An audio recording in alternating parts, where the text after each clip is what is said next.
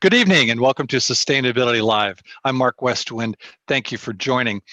Tonight we're celebrating youth and the amazing thing that young people are doing to help create a sustainable future. Joining us this evening, we have the winner of the 2020 Leadership and Sustainability Rising Star Award and 3 of the 4 finalists.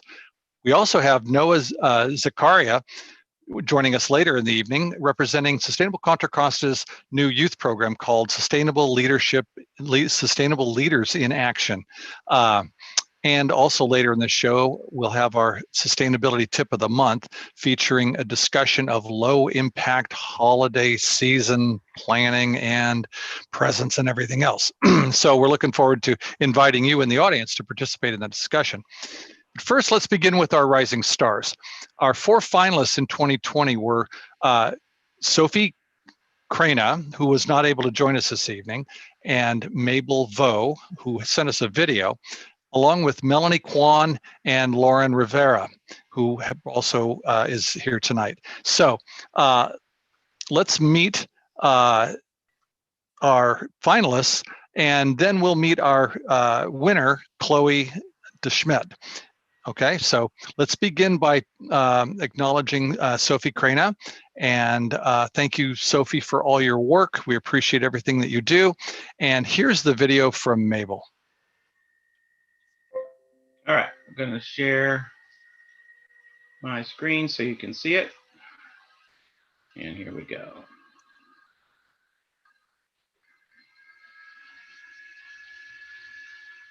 Hello, my name is Mabel Vo, and I was nominated as a 2020 Contra Costa Rising Star finalist for my work at Camp Lindo High School as the president of the Zero Waste Club. The Zero Waste Club worked with the students at Camp Lindo to reduce plastic and lead a more sustainable life. We taught bulk shopping clinics and different methods of reducing plastic waste. The Zero Waste Club at Camp Lindo also led the Say Goodbye to Plastic Forks movement that took steps with the Ocklawanee's Union High School District to eliminate the single-use plastic forks in the cafeteria. I was inspired by my love for nature and the beautiful world that we live in and wanting to preserve it for future generations and live a sustainable life. Currently, I am living in Norway and going to United World College Red Cross Nordic, an international IB school with students from over 90 countries. The school also has mission values to promote a sustainable living and international peace. It is so inspiring to see so many different environmental activists in the community at Contra Costa. And thank you for nominating me for this award. Well, and thank you, Mabel. Good luck with your studies in Norway. That's impressive. So tonight we have with us Melanie Kwan and Lauren Rivera. So Lauren, tell us about your project, your work, and what inspired you. Yeah. Do we have the slides up? Here they come. Okay, great. Thank you. Here's your first slide. Hi, everybody. My name is Lauren Rivera. I'm a senior at Carondelet High School. And today I'd like to share with you a program that I launched in 2019 called Adopt a Doll. So when I was little, my friends and I used to love playing with American Girl dolls. We would make stop motions with them, make them mini clothes. They brought a lot of joy to me and my friends and are part of some very happy memories from my childhood. But when my friends and I entered high school, our American Girl dolls were often hidden away in closets and attics, and they were soon forgotten. Next slide, please. I realized that there are lots of beautiful American Girl dolls collecting dust in people's homes, and at the same time, lots of little girls who would love to own an American Girl doll who maybe would never have the chance. So I thought it would be nice to bring them all together. Next slide, please. So I started Adopt a Doll, where I collect gently used American Girl dolls. I clean them up and then I place them up for adoption with girls who are struggling with serious illnesses, homelessness, poverty, or domestic abuse. On the next slide, you'll see how it works. First, I collect doll donations by publicizing in local newsletters, newspapers, alumni associations. The doll donations, along with bags and bags of books, accessories, and clothes, start coming in, and then I drive to each person's house and personally pick them up. I work to refurbish them and clean them up because sometimes they come with loose limbs or messy hair. Next, I match up the dolls with their new moms. I started first with Family House with Oakland Children's Hospital. The manager calls me with a new patient when a new patient arrives who would like to adopt a doll. And then I try to match her up with a doll that looks similar to her, matching up her hair, her skin color, etc. And then the best part is adoption day. This is when I deliver the doll to the new mom, take a photo with her, and have the girl sign a thank you note so that the original owner can be assured that her special doll has ended up safely in a loving home. On the next slide, you'll see that over the last year, I've also set up new partnerships with Shelter Inc., Shepherd's Gate, and so now I include girls who are dealing with homelessness and domestic abuse, as well as Running with Love, which supports children of migrant workers in Salinas, California. On the next page, or on the next slide, you'll see some adoption days I've held throughout the year, including one coming up on Christmas this year, where I've committed to deliver 21 dolls to Salinas. On the next slide, you'll see some photos from past adoption days. My favorite part about adoption days is getting to match the dolls with the girls to really make sure that the girl feels like she gets a very special and unique doll to match her. On the next slide, you'll see that it's always really touching to get these types of photos where we see the dolls in their new homes, enjoying playtime once again after years spent in the attic or the closet.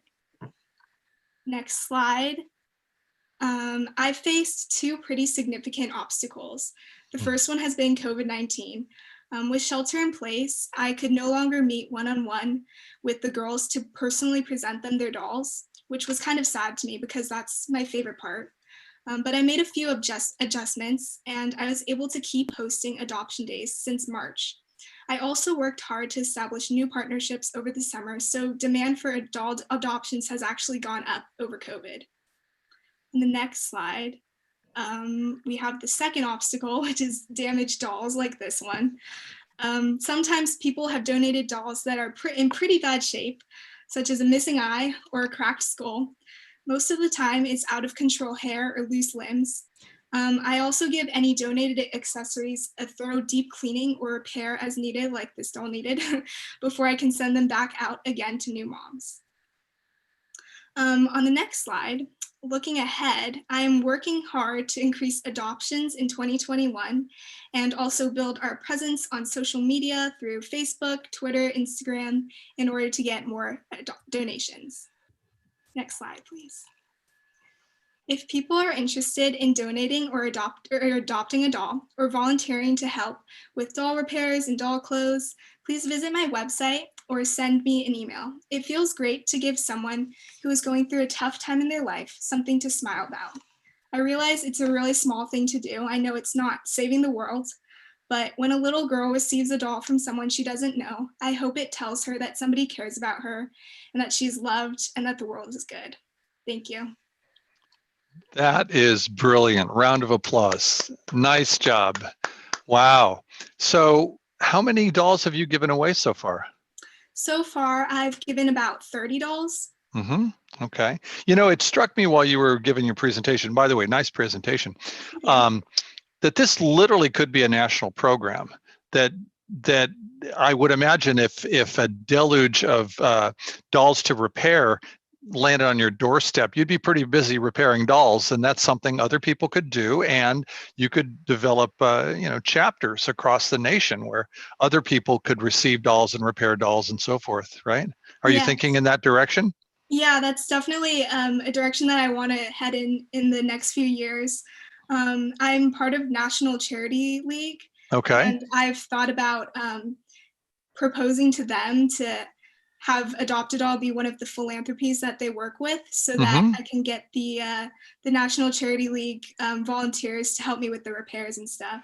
Wow, that's brilliant. You know, we've had good success at Sustainable Contra Costa and with my nonprofit and other nonprofits, just pitching up on Volunteer Match, posting whatever you need. And there are lots of people out there that have time and are interested in helping, and that's a great project.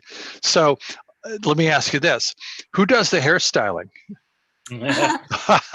I try my hardest to do the hairstyling. I also recruited a couple of my friends who used to play with American Girl dolls to help me with the hair. But then with the eyeball and the cracked skull, sometimes I'm unable to fix it myself, so I have to send it into the professionals. Well, and I think it's great to point out, from a sustainability perspective, that this is a reducing waste campaign as well, in addition to helping out these girls who wouldn't otherwise be able to have a doll. But you're also keeping the dolls out of the landfill and keeping their, extending their life, and perhaps reducing the demand for more, because I'm sure we can agree, unfortunately, that American Girl dolls are probably not recyclable. So at the very, very end of their life, they're just going in the landfill. So this is extending that and reducing waste, which I think is great. I wonder, do you have a pass it on policy that as a recipient outgrows a doll, that they are, instructed in effect to keep it in good shape and pass it on? That's actually a really good idea. I haven't thought about that, because so far all of my recipients have been like 8 years old. Right. Okay. So they haven't grown up yet. Well, it's interesting because I really like the idea that you described it as adoption, not just giving a doll. They're adopting a doll, and there's a responsibility in there, right? And it's like giving somebody a book. You give somebody a book, they say, well, either give it back or pass it on to somebody else, right? So you could give the gift that keeps on giving, and as part of the adoption responsibility. That's very really cool. Good, That's very cool. So at this point, do you have more dolls or more girls in need of dolls? Or is it fairly well matched? I have about 20 dolls sitting in my living room, ready to find a new home. Oh, okay. They're all ready to go. Okay. Yeah, they're so ready you to actually go. Yeah. you need more adoptive moms. Yes. Okay. So I've been cool. reaching out to different organizations to do that. Okay. Great. Yeah, I would think the web would be a perfect way to do that. And who covers the shipping costs? I mean, if you were, obviously, you're driving locally, but are there expenses involved? There are, and one thing that I'm proud of is that it comes out of my own pocket money. I just really wanted this organization to be all my own, so it comes out of money from my own pocket. Well, I'll tell you what, that's a very laudable philosophy. At the same time, you're legitimately running a charitable project, and I don't think it would be inappropriate at all for you to solicit donations. In fact, you could even get a grant to do this at some point. So when you describe the National Charities Group, what does that provide you with? Does that provide you with a nonprofit status, or does it provide you with services, or what does that do? It doesn't provide me with like a nonprofit like title. So that's something that I need to research up on. But National Charity League is basically just a group of moms and daughters who volunteer with different philanthropies. Perfect. Okay, that's good to know. Tell you what, I'm serious. I'll send you an email. Let's you and I talk. My nonprofit could be your physical sponsor, and we'll discuss what that means. Okay, so you can begin to take donations. Well, thank you for your effort. Round of applause for Lauren. Yay! Huzzah! Huzzah! All right, and next, let's talk to Melanie Kwan. Melanie, tell us what you're doing and what inspired you and where you're going. Hi, I'm Melanie, and I'm a senior at Los Lomas High School. And for the past 4 years, I've been doing research in plastic pollution and how we can better understand it and also combat it in our environment. So my interest in plastic pollution first began after I was reading a news article that cited a study that was conducted in 2016. It said that 83% of tap water worldwide contains some form of microplastics. And for some background, microplastics are defined as any plastic particle between 1 nanometer and 5 millimeters in size. So they're across quite a range, but they're also very, very small. And this article really intrigued me because I had never really considered plastic pollution on such a small scale and impacts they can have once they've been ingested and the chemicals they can transport. I've always previously imagined plastic pollution as your larger water bottles or plastic bags or things that are causing entanglement in the environment with marine mammals, rather than the harm that they can cause once they're ingested on like a microscopic scale. So starting my freshman year of high school, I began working on various projects to combat plastic pollution. And I worked on developing a filter to remove microplastics from water. And I was inspired by the design of what's called an electrostatic smoke precipitator. And it's found in the smokestacks of power plants to remove ash from air. So it's a particulate matter filter. And what I did is I redesigned this to apply for microplastics in the water. And what's special about this design is that it uses electrostatics, or it uses like the charges of the plastics to capture them, rather than relying on the size of like a mesh or a membrane filtration. And the benefit of this is that you don't have these meshes or membranes that are very high energy intensive and just not cost effective on a large scale. And it bypasses that by using the charges that the plastics can carry and can acquire. So from this research, I've had the opportunity to present on to the larger scientific community. I've been able to travel across the US to present at like the EPA's National Sustainable Design Expo, the International Bioconvention, our very own Sustainable Rossmore here in Contra, Costa, and other science conferences and conventions and panels. And from there, I've continued doing research on plastic pollution. My favorite project so far has been developing a sustainable bioplastic from the waste products of algal biofuels, essentially using waste products to create an eco-friendly plastic that's compostable, water-soluble, increases plant heights as a natural fertilizer, and is similar to our current standards in plastics, which is low-density polyethylene. And I've also done some observational studies looking at the interactions of plastics and heavy metals, how they're sorbing to them and concentrating on the surfaces of the plastics, and then being more easily ingested by organisms and having higher concentrations of these heavy metals. And most recently, I worked on an internship over the summer at a citizen science organization called Nurdle Patrol. And with this, I looked at this type of plastic pollutant called a nurdle, which is a pre-production plastic pellet. And they're really small plastic pellets that basically everything that is plastic right now was once in the form of a nurdle. And these are often spilt during handling and transportation because of their small size, and they also aren't even classified as a pollutant in our environment. So I worked to understand their chemical signature and use citizen science data to understand their distribution in order to provide evidence for better legislation in handling and transportation and manufacturing.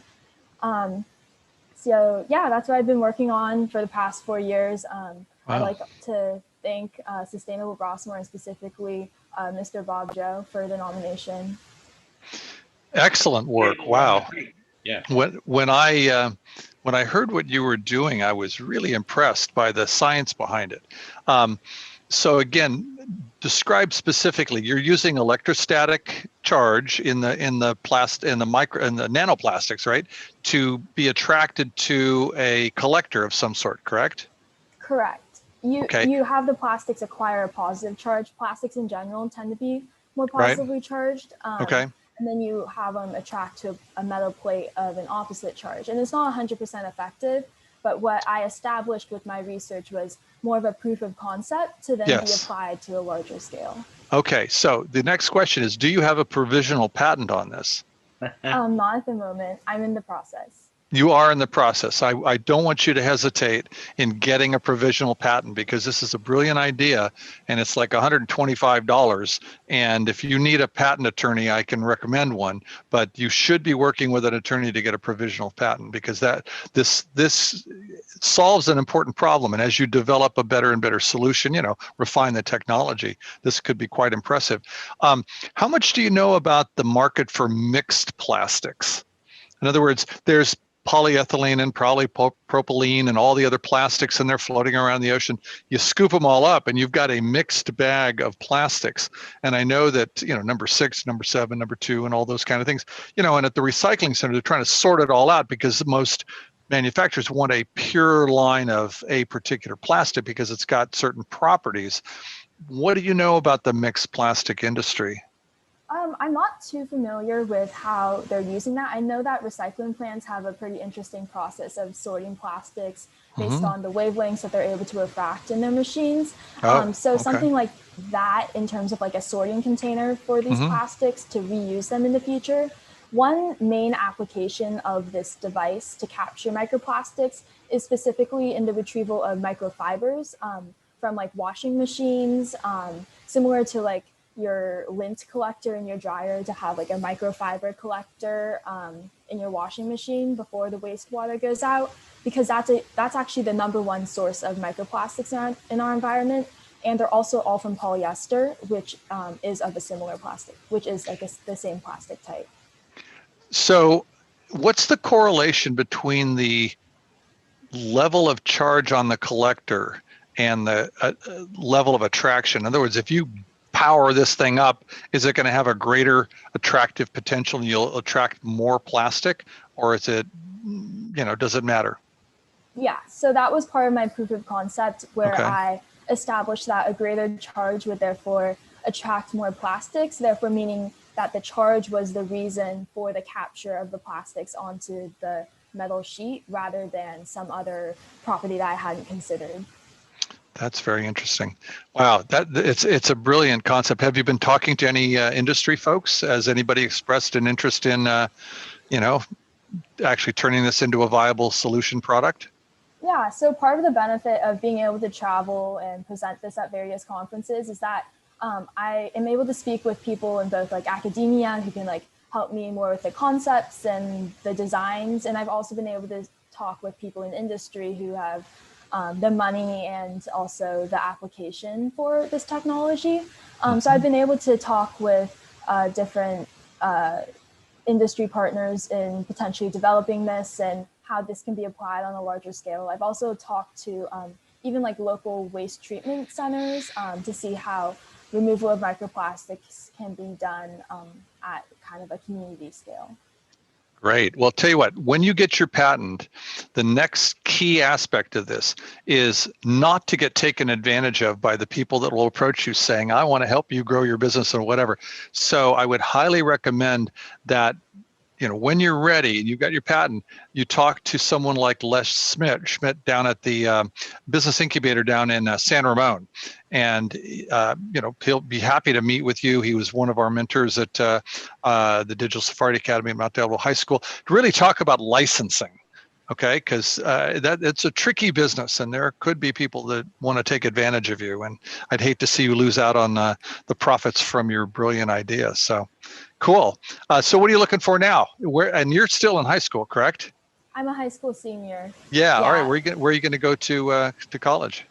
I'm currently trying to decide that right now. So I'm in the middle of applications. I'm applying under engineering because I hope to continue research in the future, and I find a lot of interest and applications in this type of work. Yeah, I didn't think you were going to be an archaeology major, so good for you. That's great. Another rising star, Melanie Kwan. Round of applause. Thank you. Thank you. All right. Mark, Great job. I reminded everyone in the chat, but if you don't see the chat, we will have a moment for you to ask questions of all of our panelists when they've all finished. We're going to hear from Chloe now. When they've all finished. And if you have a question that pops in your head at this moment, go ahead and put it in the chat, and we'll get to that when we're done. Yes, and now I'd like to introduce our 2020 Leadership and Sustainability Rising Star Award winner, Chloe DeSmet. Chloe is a junior at Contra High School. I talked to her about that. It's Contra High School in Concord. She leads a sustainable lifestyle and encourages others to do so through projects in sustainability, including creating videos for her school and promoting sustainability. Managing her, and she also manages her school's environmental council social media pages, and she also attends and speaks at leadership in sustainability conferences and promotes sustainability events. Chloe is an active member of Carondelet's Green Team, a newly founded environmental council, and was promoted to president this year. She's led projects such as building an on-campus garden, leading in-person composting training, planning Earth Week activities, and collaborating with local organizations such as for a sustainability expo. She's currently working on building a vertical garden structure and living walls to display around Carondelet. She's a passionate individual and leads a lifestyle that follows the United Nations Sustainable Development Goals and sets examples for all of those around her. Chloe, congratulations on winning the Rising Star Award this year. We're very pleased to have you with us. And tell us more about your work and what inspired you and where you're going.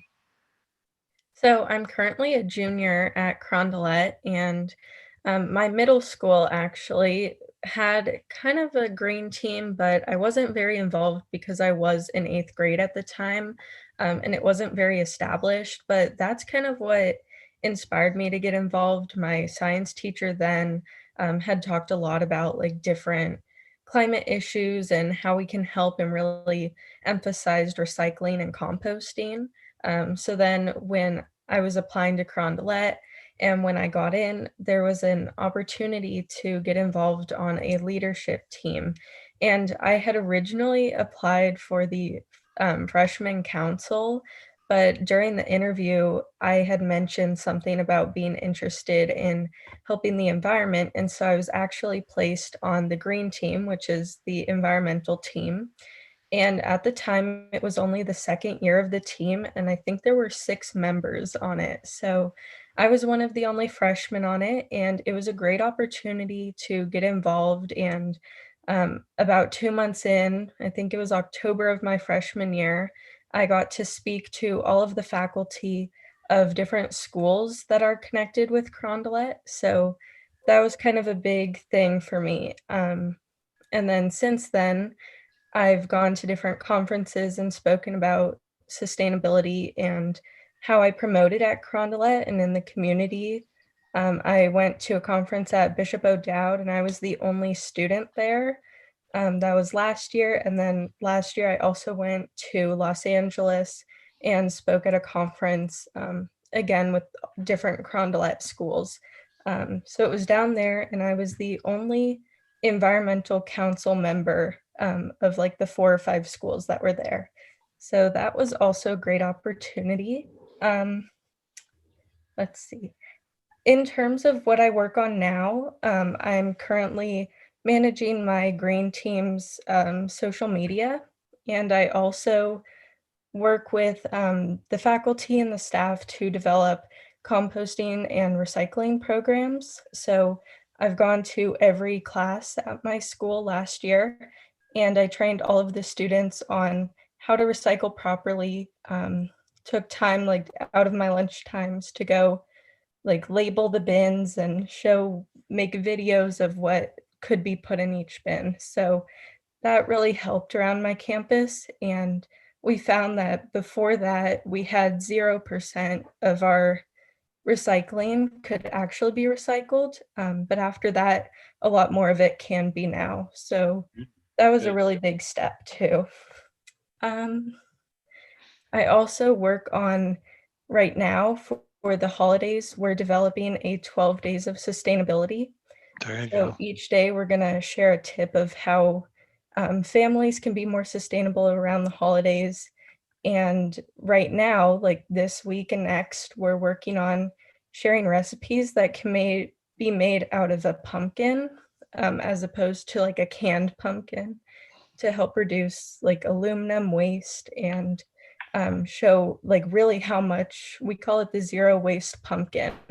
So you can compost the stem, you can take the seeds out, make roasted pumpkin seeds, and make homemade pumpkin puree. So we've been really promoting that these past few weeks. And lastly, I am a part of Sustainable Contra Costa's Youth Environmental Leadership Team. and I work on the social media for that as well. Great. Wow. Good work. Great work. Let me ask you what the receptivity of the students that you were engaging with at the high school around recycling was. Did you find that they were receptive, resistant, in between? So in the beginning, I was making these videos as a freshman, Mm-hmm. and I was being kind of mentored by the juniors who were leading the team. Mm-hmm. And so I wasn't really known like at school. It was probably people probably watched the videos and were like, oh, it's just a student talking about recycling different plastics. Mm-hmm. So I really didn't feel that year it really made a huge difference. But throughout the years, we've made posters, we've made more videos. I've gotten involved in different clubs that can also help promote it. So that's really helped. We also brought in the Mount Diablo Resource Company, Mm-hmm. and they spoke to a lot of students. So I think that also made a very big difference. And Mm-hmm. now our recycling program is much better. And so how about the receptivity and support from the administration? At first, a lot of them, some of them were very, like, they responded to it very nicely and Mm-hmm. encouraged their students. They would play the videos during class time Oh, that's cool. just repeatedly so that students really understood. And then others weren't so receptive, and our facilities team, especially in the beginning, were really pushing the teachers to show these videos to really help out and make sure, even from the facilities perspective of not having to clean up food in the classrooms, which also helped to keep like those recycling bins for just paper, no plastic. Mm-hmm. And that was something that before then people would throw plastic bottles, which can't always be recycled. So keeping it paper only was a really big step. So how about the actual use of materials, paper and plastics and so forth, and litter? Are you kind of looking at a connection between recycling, which is the disposal of, versus the anti-litter message, as well as the don't use it in the first place method or a message? Yeah, so we encouraged our cafeteria to go no plastic bottles. Mm-hmm. So that was kind of a step from my freshman to sophomore year because they did sell plastic bottles my freshman year, and they moved to just installing like the water Refillable filling things. station. Yeah, Yeah. those are cool. And then they also moved to, instead of the plastic containers for lunches, they used all compostable material. So like compostable forks and paper straws, like instead of plastic straws. So that was something. And then we also encourage students to just bring their own water bottles, especially now that we have so many of those refill stations. So that's very yeah. cool. So how has the Corona pandemic affected your work?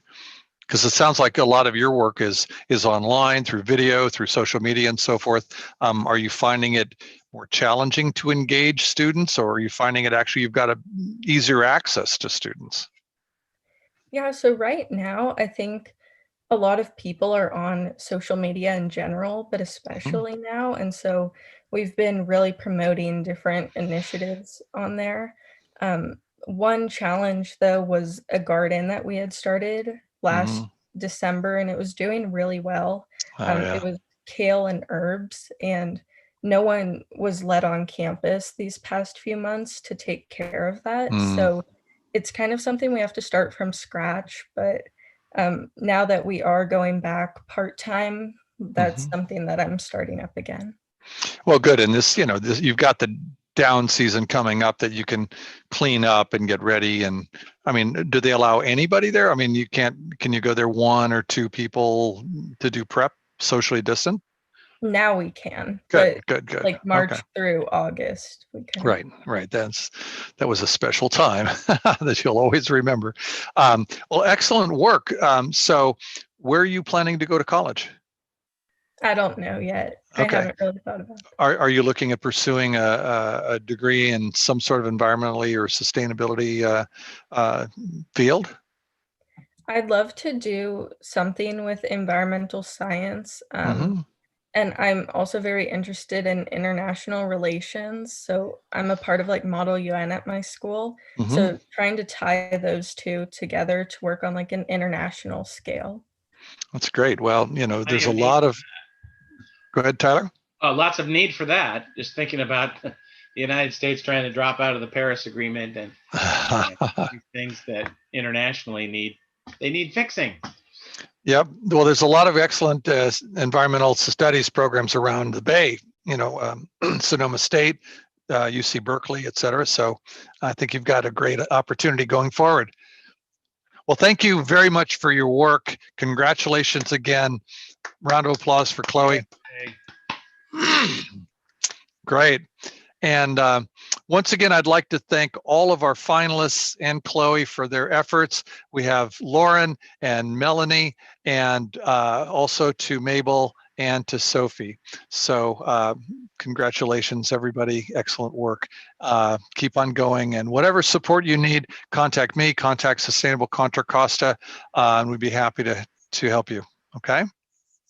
Great. So I'd like to open this up to questions from our audience. If you have questions for any one of our young guests, please raise your hand or just begin to speak up. Yeah, you can use the hand raising feature of Zoom, but also you should be able to unmute yourself. I have set it so people can unmute themselves. And if you don't have a question right now, but you think of something, you can definitely put it in the chat. I wanted to ask Melanie, do you have any data, or have you seen any data on what kinds of, I don't want to get too gloomy here into the dark side of plastic, although there definitely is a huge one. But what is the actual effect of having these microplastics in the water? Are there particular chemicals that show up, and are they persistent chemicals that end up in our bodies, or the marine food chain? Have you learned anything about that? Yeah, so the specific danger of microplastics, especially compared to like what we call macroplastics, or the larger plastics that aren't ingested, is that microplastics have a much greater like surface area to volume ratio, which means that they have more opportunities to sorb pollutants from the surrounding waters. Some of the most common pollutants are classified as persistent organic pollutants. Most of these are like carcinogenic and just contain like industrial chemicals and different pesticides that we just don't want in our bodies. So microplastics in particular pose a great danger to our health because they're able to very easily sorb these chemicals and then transport them into our drinking water or the water supplies of other organisms. Right. Parallel to that, you also might want to take a look at the ability of some bacteria to eat these microplastics, because I think there's an opportunity there, as they do with hydrocarbons. We've got to figure out a way to get them out of our oceans and so forth, and collecting and disposing and recycling is one, but also having, bacteria eat the stuff. I don't know what they would do with it, but they could turn it into their metabolic energy, and then we could harvest them as algae or something like that. So anyway, opportunities for exploration. Partner with a biologist. Yeah. Thank you. And I have a question for Lauren. Lauren, have you considered, I have a friend, a colleague of mine, is working with the children who have been detained down at the Texas border, immigrant children.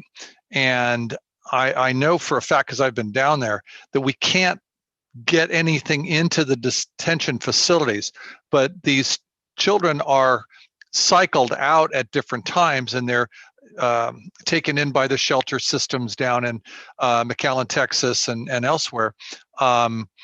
If you'd at all be interested, I can make that connection with you, because you could actually provide some dolls for some kids who are truly in need, and it'd be amazingly uplifting for them. So We'll make I that think that'd be connection. great. Okay, Yeah, very that cool. sounds like And that sounds like a group of kids who would really need some joy.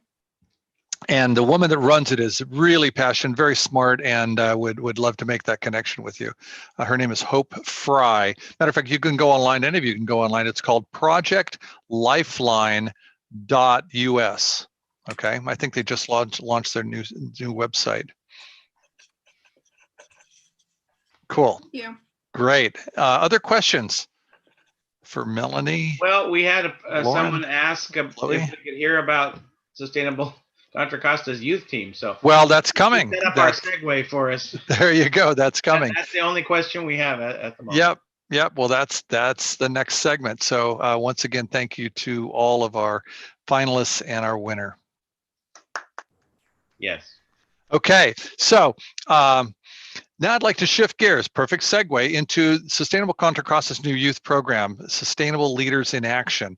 And tonight we have Noah Zakaria with us, representing SLIA, S-L-I-A, to talk about the work of SLIA and how we're engaging youth and what they're doing with the Cleaner Contra Costa platform. So Noah, I would like to have you talk about SLIA for us. There he is. Certainly. Thank you, Mark. I arrived a bit late, but I did hear a bit of Lauren's and all of Melanie's and all of Chloe's works that they've done, and I'd just like to say that it's amazing. Great job, guys. And I'd also like to address how weird yet convenient this whole COVID situation has made this meeting. There you go. I usually get pretty bad stage fright, so this takes a little bit of the edge off. But there's 500 people watching you live, and we're broadcasting this out internationally. So on the side of the Times Square, right? At least 500,000 people are watching it right now. So go for it. All right. Now I made him nervous. Yeah, keep going.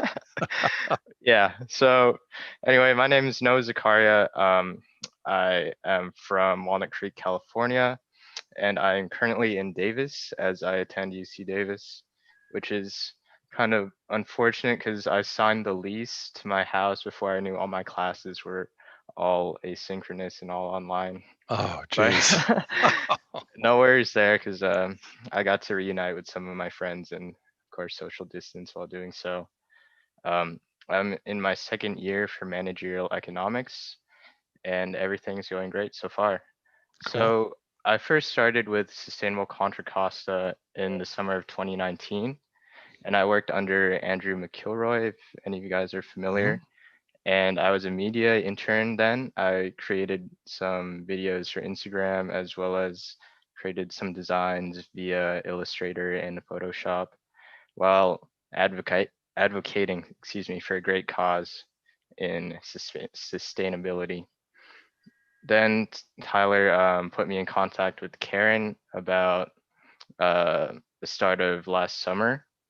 And he told me about something called a youth branch of Sustainable Contra Costa. And I talked with Karen, and we shared the same sentiment about sustainability and Sustainable Contra Costa's impact on our lives and how it was so influential to us, and how the youth should experience the same thing we did. So we started off, it was me, Courtney, and Karen kind of managing things with the youth branch, which we now call SLIA, or Sustainable Leaders in Action. And it's been great so far. I've never met a group of individuals, especially individuals my age, be passionate about something that's so besides themselves. I think it's the intrinsic value they get from it that makes them so dedicated. Like last meeting, we had an open discussion about what volunteers thought would be beneficial, that would be added to our social media and whatnot. And they stayed for an extra 30 minutes, 40 minutes just to chat about what they thought would be beneficial to help SLIA grow, which I thought was great. And from a career standpoint, SLIA has allowed me to develop my design skills as well. I am in charge of the monthly newsletter. So it's a creativity outlet. And as well, I'm also developing my leadership skills. So being that the branch is so new and Tyler and Tina have given me so much leeway on what to do, we've had to get creative with assignments. Like recently, we've opened up internship positions for new volunteers. Excuse me, for long-term volunteers, as well as we've hosted game nights, so things wouldn't get monotonous.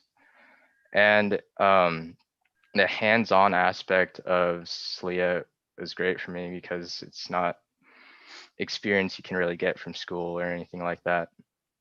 As well as I'm also able to hone my responsibility, multitasking, organizational skills, and whatnot.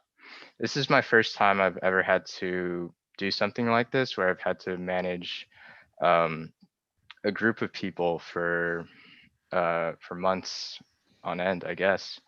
And it's really satisfactory and really feels good when the product comes out as we've all intended and everyone gets along. So yeah, I have nothing but positive words about the youth branch of Sustainable Contra Costa. Well, and Noah, I got to say, your newsletter is gorgeous. Your newsletter makes the regular SCOCO newsletter look bad. So thanks for that. That was the goal. Thank you, Tyler. That's great. So how many youth currently are involved in different ways in SLEA? I'd say at the start we'd had like 15 to 20 people. Now we've had about 20, 25 volunteers that have taken part of SLEA. Great. 8 of them are helping with me with the newsletter. The rest of them either help with social media or spreading awareness about SLEA, and yeah. And so where do those say a word about the Climate Careers Chat program? There you go. Oh yeah, actually Gotham helped in a large part with the Climate and Careers Chat, where we hosted Kim and I'm sorry, I'm blanking, but 2 big names, I should say, in sustainability, which was really fun. We had a Zoom chat much like this with an interactive audience. Thank you, Gotham, Darren, Defner. With an interactive audience with a presentation part and a Q&A afterwards.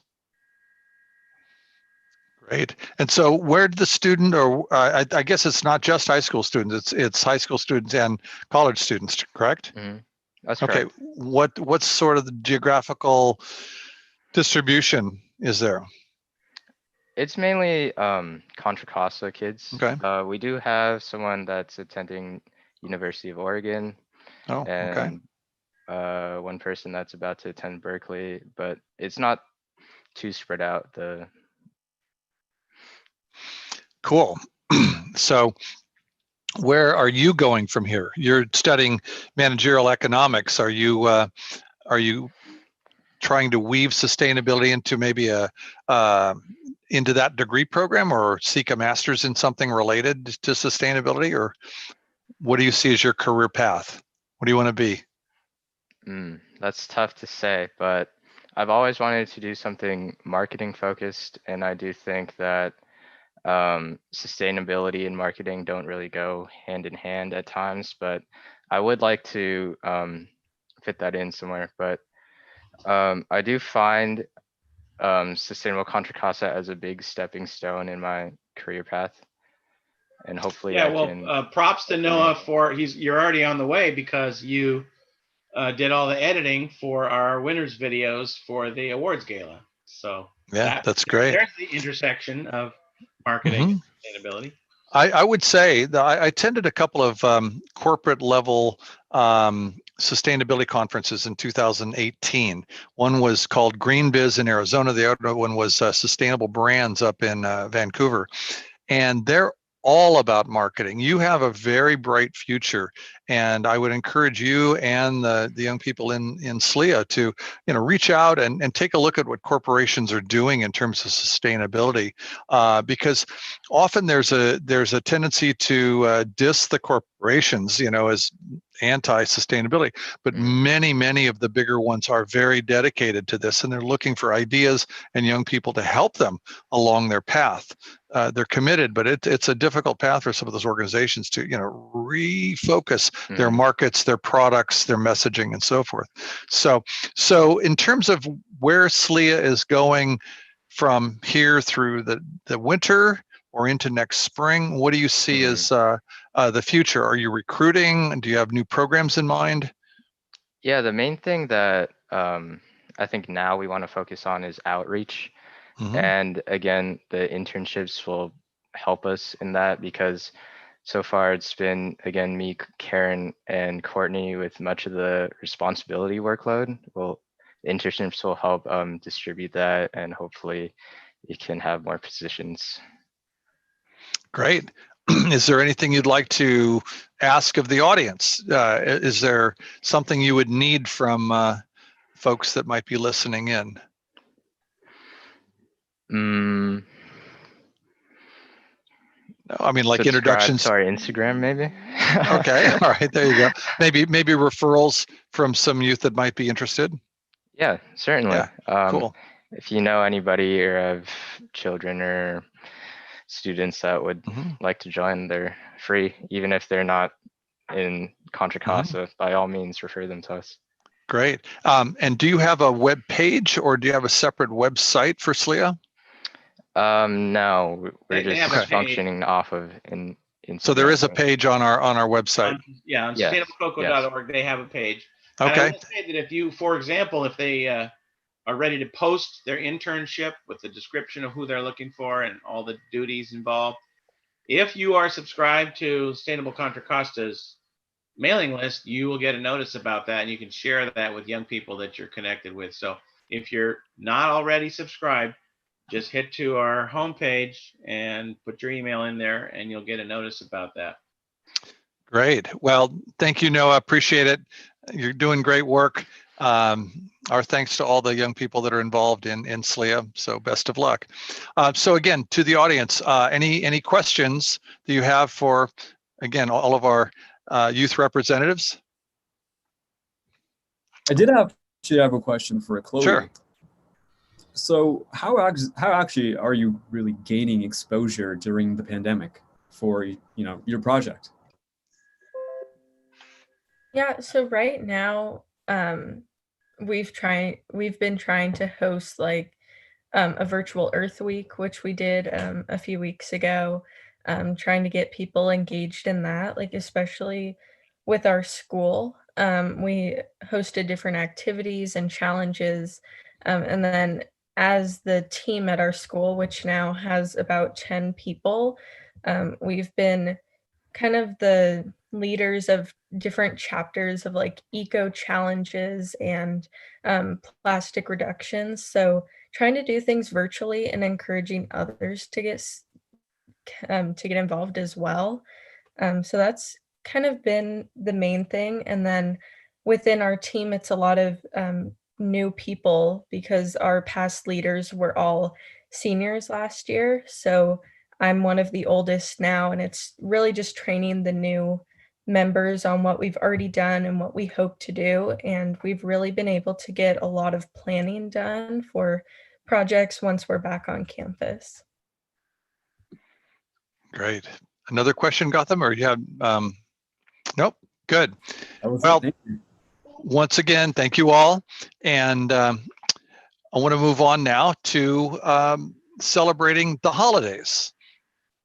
Okay, so one of the challenges in celebrating the holidays is to do so in a sustainable fashion, and we thought we'd include some discussion of that in our sustainability tip of the month. So Tyler? All right, well, first we're going to actually hear from SLEA again, because in addition to the fabulous newsletter that Noah helps to produce with his team, they also make some wonderful little videos. and they have what they call an action of the month. And their action of the month is generally something that you can take as an action as part of the Cleaner Contra Costa challenge, but it's also just a good thing to do. And so the action of the month for November is to learn about the basics of climate change. So they're calling it Climate Change 101. And we're about to start talking about being sustainable during the holidays. And maybe we're traveling a little bit less this year, but we still tend to come into contact with family members that we wouldn't necessarily see. Maybe it's even just a Zoom Thanksgiving, but whatever it is, you might have some folks in your family where that conversation comes up, right? So even though many of us already know the basics of climate change, it's important to know some of the questions that come up and how to talk about them in a friendly way with your family and kind of get the education spread around a little more. So I'm going to show you this video, which is very simple, just 2 minutes long, but it's a great explanation of what they're calling Climate Change 101.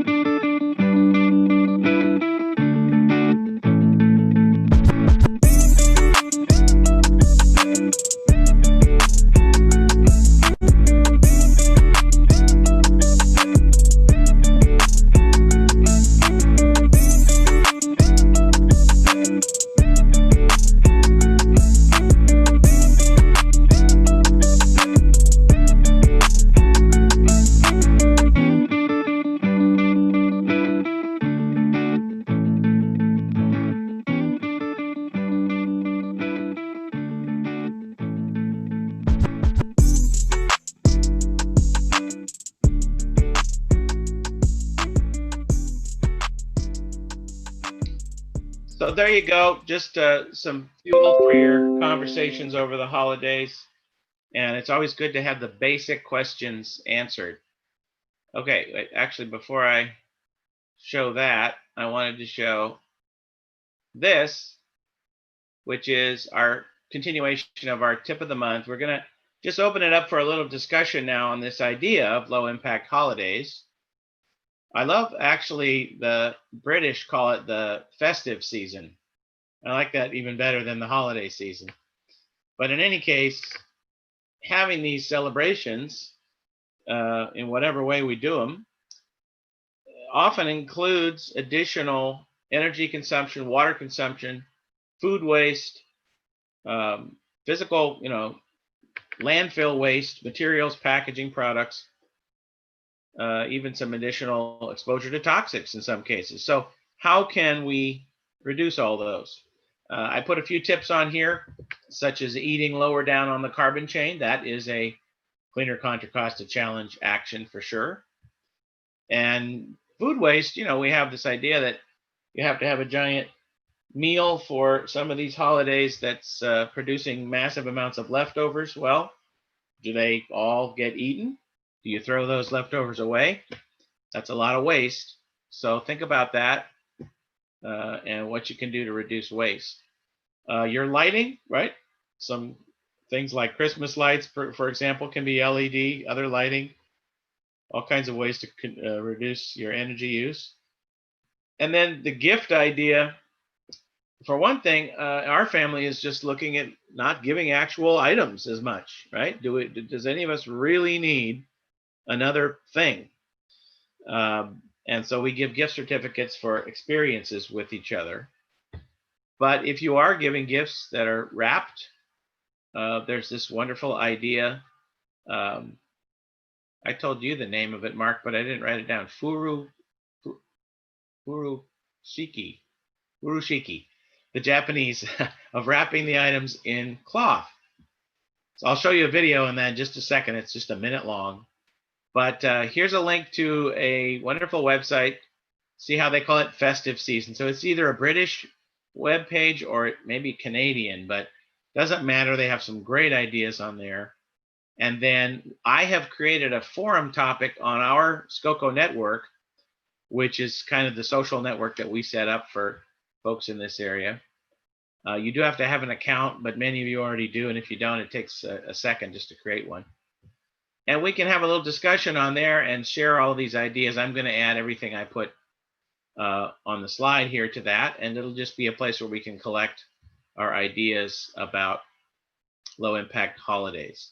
All right, so let's look at that quick little video about furoshiki.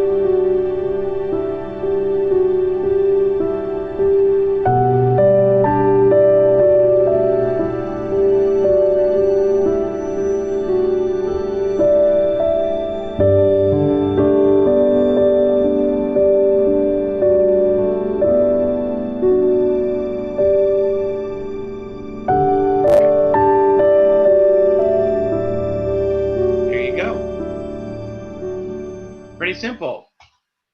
That's great. I was telling Mark that I would be using some loudly patterned, colorful fabric. The Japanese have the perfect, clean, simple, one color fabric. Any way you want to do it, that piece of cloth can be used a million times. And of course, if it's a scarf or something like that, the person can actually keep it and use it as part of the gift. Or if it's a big package like a TV, you could use a bed sheet, and reuse it, right? Absolutely. So I want to hear anybody wants to unmute themselves and contribute. I actually want to start out by calling out one of our guests tonight. I'm going to invite her to unmute herself. You guys heard Mabel Vo at the beginning do that video about the work she did at Camp Lindo reducing the single-use plastic forks. So we happen to have Mabel's mom, Sandra, with us, who is the creator and owner of Eco Lunchboxes, which is just a really cool business for producing these reusable food containers. So Sandra, say hi and tell us what you do. I was keeping it kind of incognito tonight. That's okay. We're happy to have you here. Yeah, thanks for including me. I think it's just wonderful that there's an opportunity for the youth to get involved in sustainable Contra Costa. I know that at Mabel's school, Camp Lindo, she was starting to build community, but it was a little bit few and far between. I know that it would have been really nourishing for her to be with other kids who are already really into eco, because it can get kind of lonely. I know from experience, I started my business 12 years ago.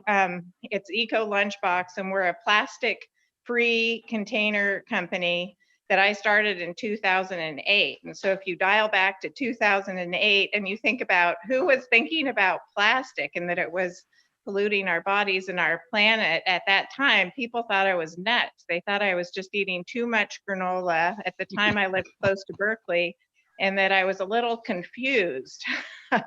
And that's how it all starts. It's with curious minds. You know, we start to get curious. I was an investigative journalist, and I said, what's going on with plastic? So I would just encourage the kids to follow your curiosity fearlessly, keep asking questions. And even if some important adult tells you, well, it's all fine, you know, sort of like the plastics industry has been doing for years, like, oh, don't worry about plastic, it's all fine. I mean, they're still telling us it's fine. And Planet Money had a big investigation about how the plastics industry has been intentionally trying to trick people into thinking that recycling is the panacea. Well, I think, you know, we're insiders. We know that that's not the case. But anyway, I'm rambling on a bit, but I would just encourage the youth, get really curious, ask a lot of questions, you know, don't just accept the answers that you get, and make things up as you go. And it's going to be fun and challenging, and that's how we're going to find some new solutions. There you go. Thank you. All right. Does anybody have any other low impact holiday tips? I mean, Chloe, you got the 12 sustainable days, right? So what's your favorite one? So one of them that we're planning on promoting is using that plantable paper. So like the paper with seeds. And that's something else that you can also wrap your gifts in. So that was one of them. Cloth was another one. We did look into that as well. So really promoting that. And also when you order from companies like Amazon, ordering multiple products at once, because a lot of times the packaging, there's just so much packaging for one item. So the more that can be in a box, the less extra packaging there is, which also helps to reduce waste. And then just encouraging people, of course, it's different this year, but encouraging them to shop in stores instead of online with all of the plastics and everything that comes in the packaging now. Is it true that you can actually tell Amazon to reduce your packaging? Does anybody have experience with that? I wanted to just chime in on that.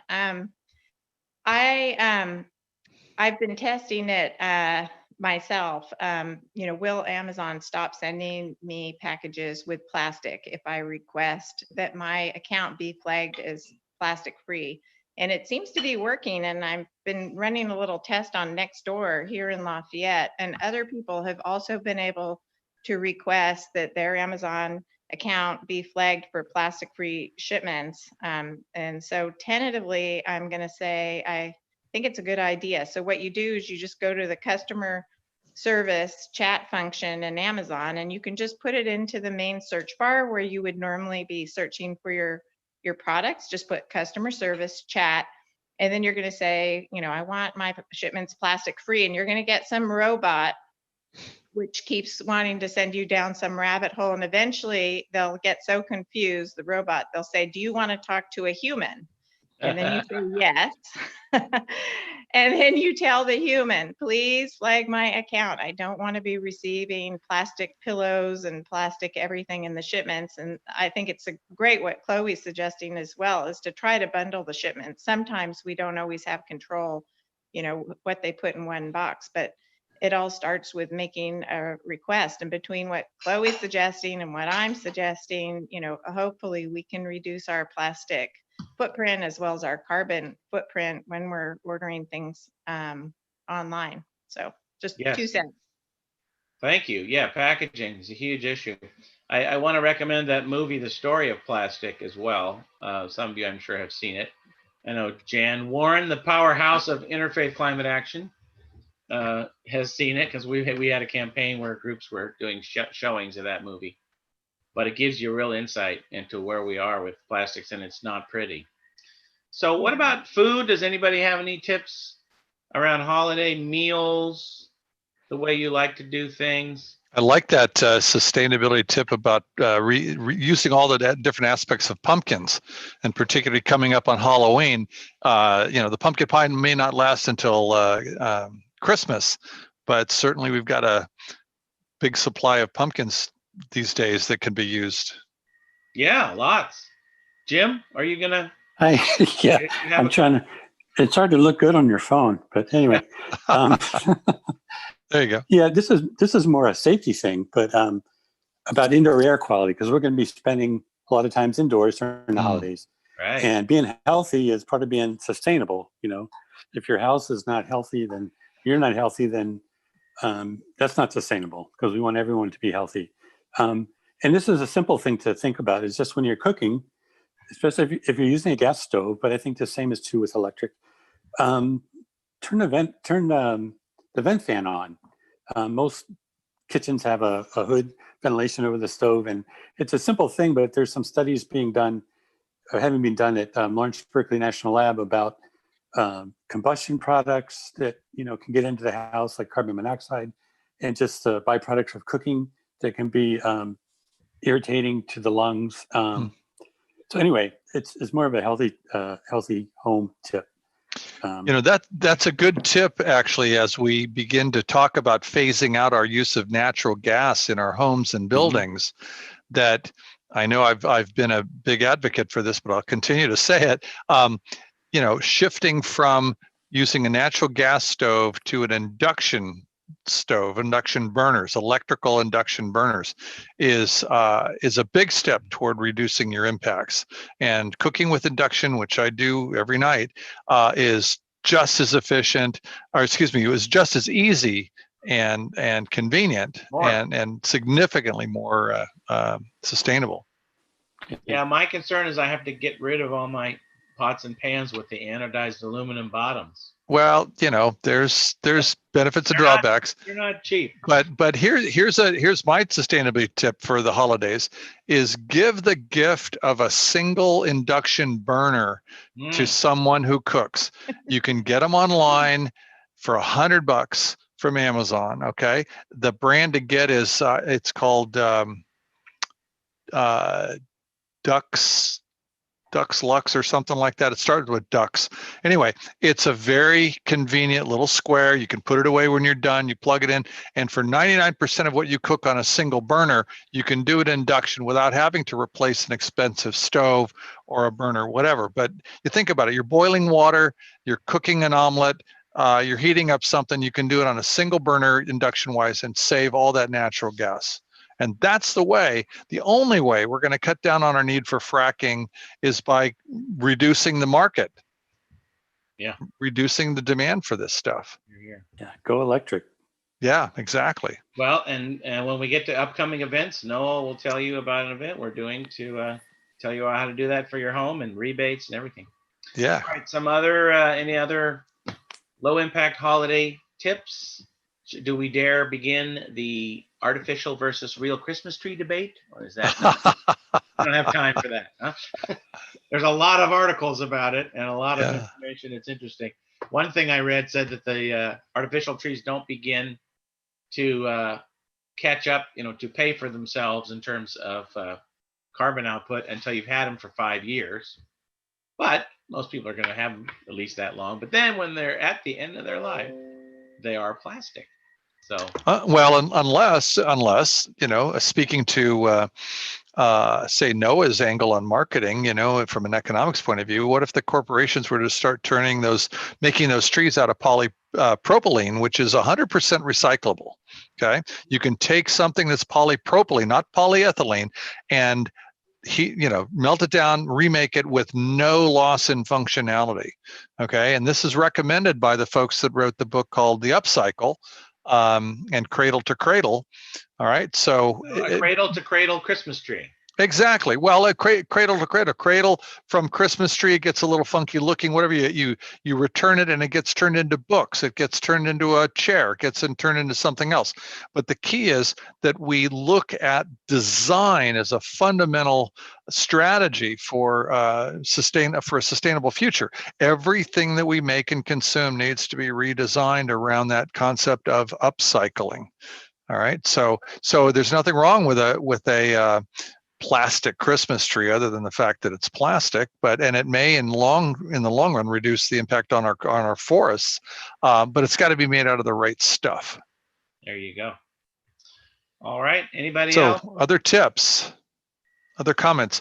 Well, if you do have a tip and you haven't shared it with us tonight, or come up with some, you can go on to our forum, the Sustainable Contra Costa Network, and share that. But hearing no more tips, thank you, Tyler. Yes. For the sustainability tip of the month. And I'd like to now introduce Gotham to take us out for the evening. Hey everybody, good evening.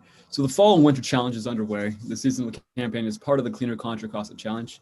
Join your neighbors, friends, and local businessmen by logging on to your household actions through the challenge. Together, we've actually saved 182 tons of carbon dioxide already. That's an absurd amount. Households and teams that earn points during the seasonal challenge can be eligible for prizes like a free yard of mulch, gift cards from Slow Out Garden Center, Sidebar Neighborhood Kitchen, Bill's Ace Hardware, and Clipper cards, and a lot more. So learn how you can actually make home improvements that will lower your energy use, conserve water, and natural resources that actually make your home a lot more comfortable at the free energy upgrade workshop on November 12th. So get that into your calendar, folks. Rebates are available for eligible energy efficiency projects up to $5,000.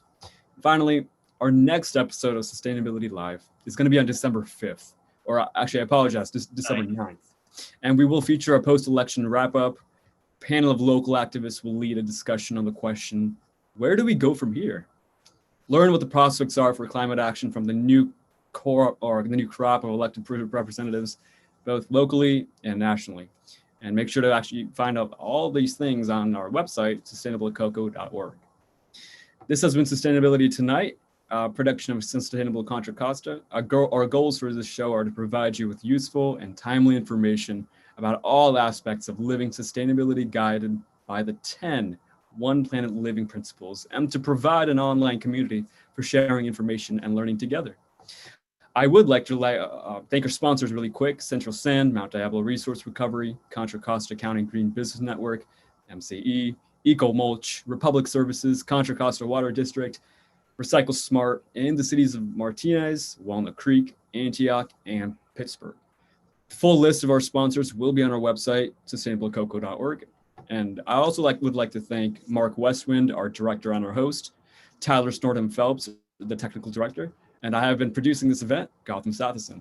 So for more information about the One Planet Living and all of Sustainable Contra Costa's programs, activities, and events, please go ahead and visit our website, once again, sustainablecoco.org. Great. Thank you, Gotham, and thank you to our guests. Thank you, Tyler.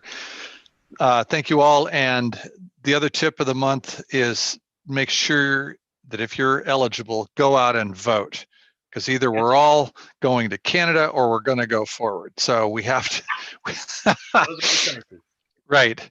Anyway, thank you all. See you next time. Thanks, everybody. Good night.